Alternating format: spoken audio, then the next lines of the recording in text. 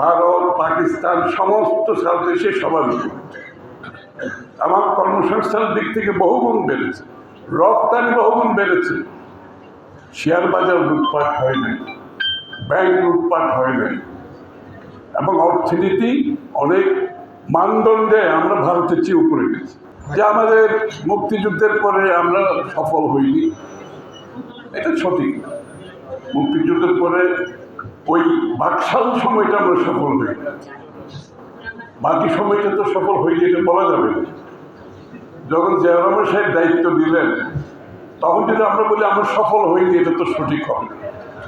তখন তো বহুদলীয় গণতন্ত্রের মাধ্যমে বাংলাদেশে বড় ধরনের সংস্কারের মাধ্যমে, শুধুমাত্র বহুদলীয় গণতন্ত্র না, আমরা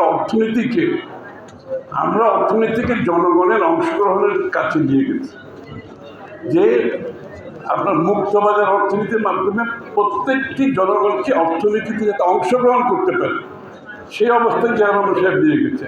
কৃষক, শ্রমিক, ব্যবসায়ী, পেশাজীবী সকলে অংশগ্রহণ করেছে। আমাদের সাংস্কৃতিক অঙ্গনে যারা ছিল তারা অংশগ্রহণ করেছে। সকলের অংশগ্রহণের মাধ্যমে বাংলাদেশ একটি উচ্চ পর্যায়ে চলে গিয়েছে।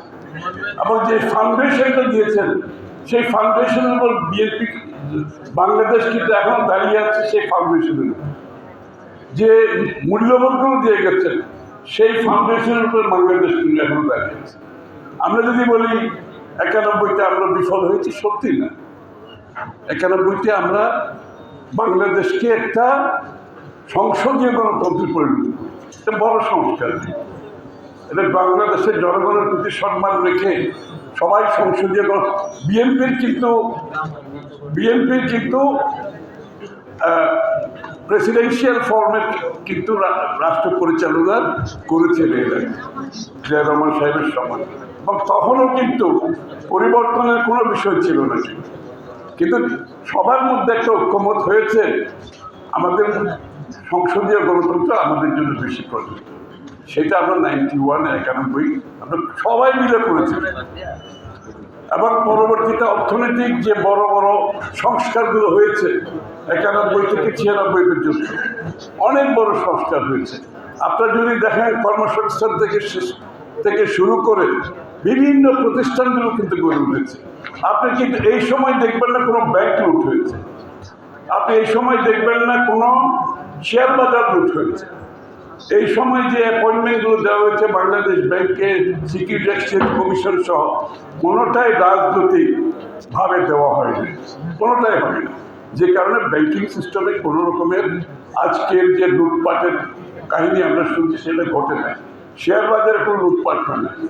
যতবার আওয়ামী লীগ আসছে ততবার শেয়ার বাজার লুটপাট হয়েছে। সুতরাং আবার 2001-এ যে আমরা সফল হই নাই এটাও তো বলা যাবে। আমরা যখন সরকার থেকে চলে যাই বাংলাদেশের প্রবৃদ্ধি ছিল 7.06%। ভারত, পাকিস্তান সমস্ত সাউথ এশিয়া সবার আমার কর্মসংস্থানের দিক থেকে বহুগুণ বেড়েছে, রপ্তানি বহুগুণ বেড়েছে।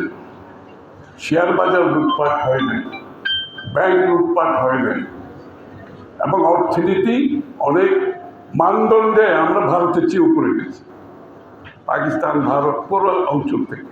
সুতরাং আমরা যদি বলি এগুলো সফল হয় না, এটা ভুল ধারণা।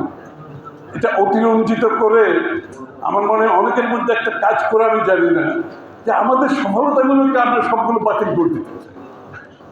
মনে হয় কোনো একটা উদ্দেশ্য নিয়ে আমরা কিছু বলছি যে সফলতার দরকার নাই, আমরা সবসময় ফেলই করে যাচ্ছি। না, ফেল করি না। একটু এই শেখ হাসিনার 15 বছর লুটপাটের পরও বাংলাদেশের অর্থনীতি এখনো দাঁড়িয়ে আছে, কিন্তু যেহেতু বিগত দিনের সংস্কারগুলো কাজ করেছে। শেখ হাসিনা লুটপাট করেও বাংলাদেশের অর্থনীতি কিন্তু আস্তে আস্তে ফিরে আসছে। কেন জানেন? ফাউন্ডেশনটা শক্তিশালী।